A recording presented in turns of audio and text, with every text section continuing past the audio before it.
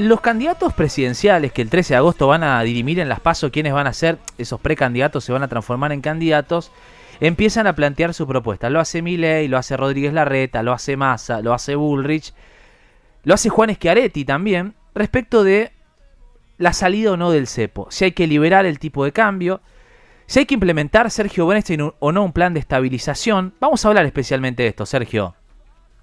Es fundamental, Hernán, porque, digamos, hasta ahora no tenemos un plan económico. Tenemos medidas económicas para ir zafando, pero no un plan que le dé a la Argentina un rumbo distinto, ¿no?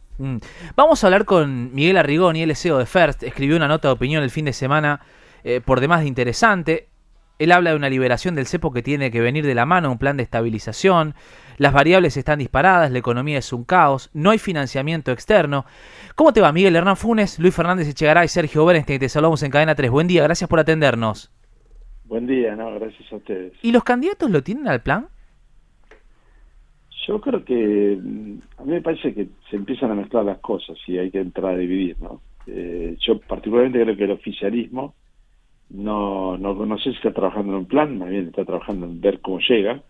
Creo que el trabajo de Massa es básicamente llegar y después va a tener un plan. O sea, es un tipo inteligente y sabe que lo necesita, pero me parece que sus prioridades ahora son otras, ¿no? Están pasando por lograr un equilibrio y que no se le dispare del todo lo que ya está semi-disparado. Después, en cuanto al PRO, sí hay distintos equipos, hay distintos pensamientos, es lo que más o menos se sabe. Y bueno, hay algunos del PRO que siguen, no sé, pensando quizá, probablemente, que el cepo les pueda dar algún sentido, alguna utilidad durante un tiempo. Por ahí hablan de equilibrio fiscal antes de liberar el cepo, etcétera. Y eso me llamó mucho la atención, por eso escribí el artículo, porque particularmente, bueno, y después, si vamos al lado de Milei, habla de dolarización, banca Simon, que banca dual. Me encanta hablar de la banca Simon porque no existe en ningún lugar del mundo, es una elaboración teórica para mí, con todo respeto, un trasnochado, Claro. que habla de bancos que solo toman depósitos y bancos que solamente hacen préstamos sin decir cómo se comunican entre sí. O sea, y lo que suelo decir es que en Rusia, en 1917, había bancos. Claro. No sé cómo se maneja una economía sin banco, honestamente no. Desde que el mundo es mundo, estuve ahora en Italia, el Banco Monte de Paschi y Siena se fundó en 1452. Está todavía. Claro. Luis, te escucha Miguel Arrigoni. Arrigoni, ¿cómo le va? Buen día. Buen día. Las principales propuestas de los candidatos o de los precandidatos presidenciales giran en torno a qué hacemos con las retenciones, qué hacemos con el cepo. El cepo hay que sacarlo de entrada, hay que esperar un año. Sabemos que con el cepo no se van los dólares, pero tampoco entran. Yo no tengo ninguna duda de que hay que hacer desaparecer el esquema de inmediato. Cuando te digo de inmediato, te digo al día siguiente, puede ser una semana, puede ser un mes, pero vos tenés que implementar un plan de estabilización. Pero tenemos 2 o 3 problemas muy, muy graves concomitantes. Con el cepo así, tal como dijiste vos, no va a entrar la plata a las exportaciones. Por ende, siempre vamos a estar cargando las importaciones con una recaudación muy magra, con gente enojada, porque en definitiva produce para que al final le limen toda la ganancia que pueda tener.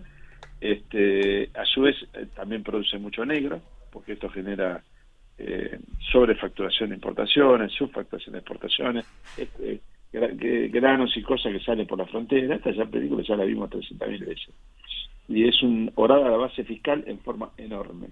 Entonces yo lo que planteaba en mi artículo es que justamente si vos seguís con el cepo, toda la parte de equilibrio fiscal te va a quedar por el lado del ajuste. Va a tener que subir la tarifa, eventualmente subir impuestos, no pagarle a jubilados, no pagar planes, no pagar esto, no pagar lo otro. O sea, vas a tener que hacer todo un ajuste por el lado del gasto, lo cual es muy cruento. Y da lástima, porque si vos, por ejemplo, es una regla très simple, si vos liberás el sector cambiario para el agro, automáticamente todo lo que es retenciones, todo lo que es impuesto a la ganancia, para también el agro, no te olvides, no nos olvidemos, mejor dicho, es una fortuna, y eso te entra a las arcas fiscales y te evita que el ajuste sea tan dramático. No, me parece que hay que evitar en lo posible el dramatismo innecesario en estos procesos. Claro. ¿Sergio? Abrazo, Miguel, ¿cómo estás? Buen día. ¿Cómo estás, Sergio? ¿Qué decís? Bien. Miguel, en tu columna incluís un concepto que me parece muy importante y te desafío a que se lo expliques a los oyentes la diferencia entre el stock y el flujo, lo que está acumulado, que no hay plata obviamente para financiar, y digamos los dólares nuevos para poner la economía en movimiento. ¿Cómo es eso? Eso lo he hablado con los distintos equipos. Yo creí que estaba más o menos digerido eso. Ahora me llama la atención algunas declaraciones, pero a ver, hoy por hoy tenés deudas con empresas que no pueden pagar productos que han ido importando. Tenés deudas también con empresas que no han podido girar pagos al exterior por regalías, dividendos, etcétera. O sea, tenés trabado un montón, tenés una pelota de deuda, que no se sabe bien el monto, pero debe ser varias decenas de miles de millones de dólares, de cosas que si vos abrís el grifo, hoy todo el mundo querría pagar. Ese stock se puede negociar. Las LELIQ, por ejemplo, de los bancos, son tema stock, y son un temón. Hoy el 70% de la plata de los bancos, 80% están las LELIQ, están en manos del gobierno. Y eso, por empezar, nadie quiere que lo pague ese contado, porque los bancos no entienden lo que hace con la plata. Y de esta forma entendemos todos que hay que desarmarlo. Entonces se desarma con el tiempo.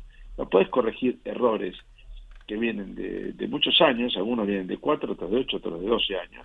No los puedes corregir en días o en muy poco tiempo. Entonces el stock se sienta, pues el desarmar el cepo es un laburo, no es como se hizo romper la convertibilidad, que se hizo con cuchillo de carnicero y sin anestesia. Desarmar el cepo implica analizar los distintos sectores, ver las implicancias, y si hay sectores a los cuales se les debe plata, bueno, sí, yo te voy a pagar en tales y tales condiciones. Por ejemplo, te voy a pagar en 2 años, 3 años, 4 años, te voy a pagar en la medida que las reservas suban, te voy a pagar en la medida que si vos, por ejemplo, reinvertís en el país plata, te permite la liberación automática de dividendos, o sea, es como que lo manden afuera y lo vuelvan a traer, o sea, eso es, sí, y muchos no lo traen porque por el cepo, pues no quieren liquidar en el mercado 270 pesos, cuando saben que vale 550.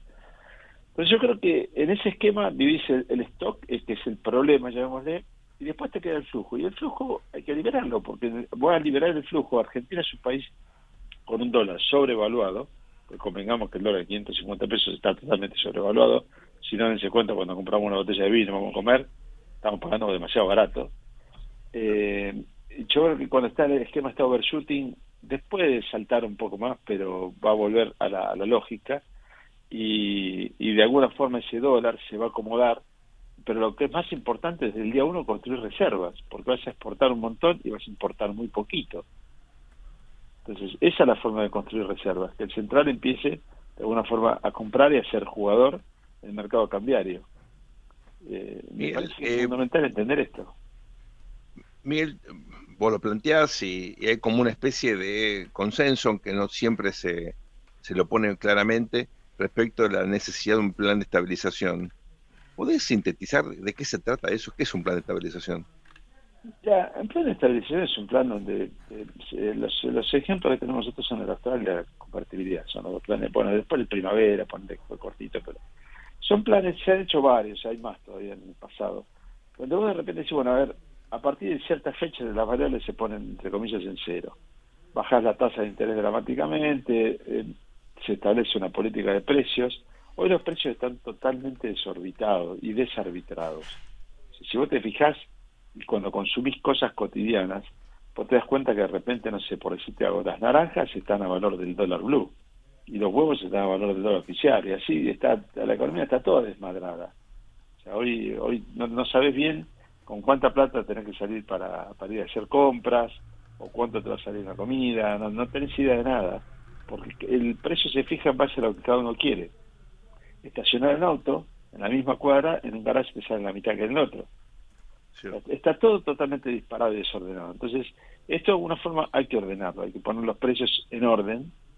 Yo no soy para nada amante de control de precios, pero digo, bueno, por lo menos tengamos un punto de partida. Y después empezamos a ver cómo se ajustan.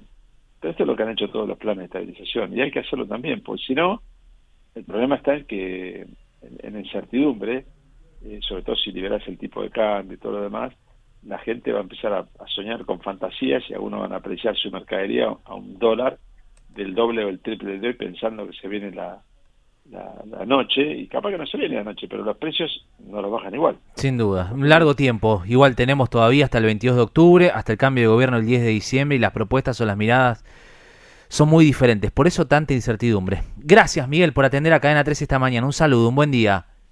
No, gracias a ustedes. Sí. Igualmente.